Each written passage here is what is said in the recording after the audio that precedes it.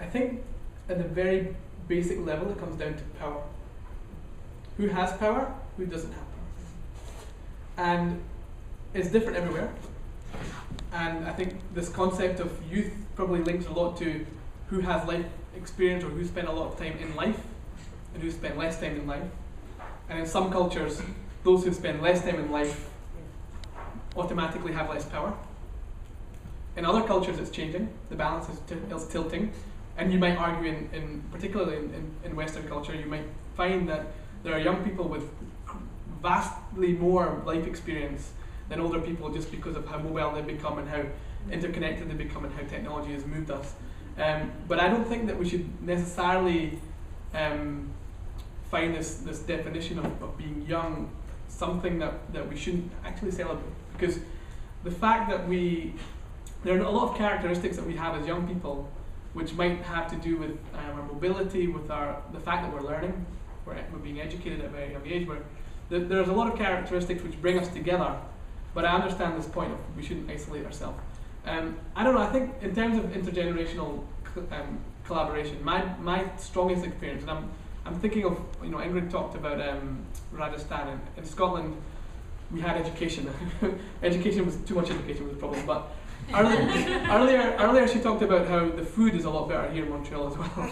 And I started my life out as a food campaigner in Scotland, trying to get them to liven things up a little bit in my school. And my biggest challenge was between myself and my headmaster. And if you look at that power relationship, there's an imbalance there. I was definitely a young person. He saw me as different to him. but trying to mobilize and organize to try and change the school meals in my school required me and my peers to recognize that power balance was not equal. And that if you look at the world today, you recognize that young people don't have as much power as older people necessarily.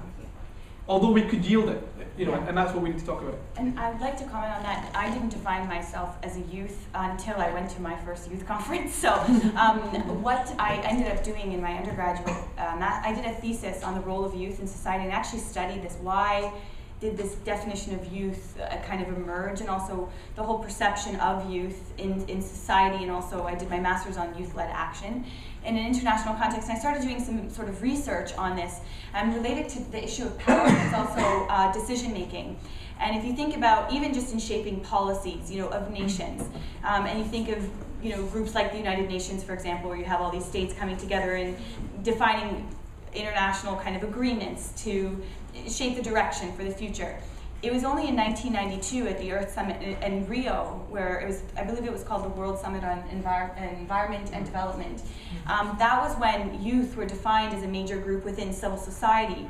So obviously CIVICUS, the role of CIVICUS in creating a more sustainable world is as part of civil society. And civil society itself has fought over the years to have a voice, so that it's not just the state, however it might be governed, that shapes all decisions of that nation, that the role and voice of civil society is important. And so if you think about civil society and who has power within civil society, the idea of youth having a voice, because youth shape and comprise such a big part of the world, that oftentimes decisions aren't made within institutions by young people, but they're highly affected. So there's been this huge movement, especially since 1992, and then in 2002 it was the World Summit on Sustainable Development. I happened to be able to attend that, early on, and then there was the World Program of Action for Youth in 1995, and then in 2005 it was the 10-year review.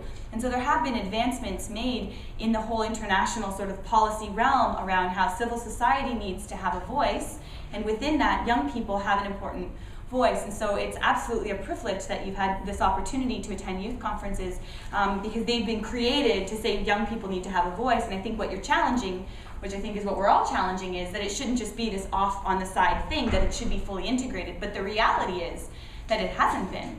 And so the reality is that power and decisions have been made through traditional structures, and young people are far more capable than what our society allows or acknowledges.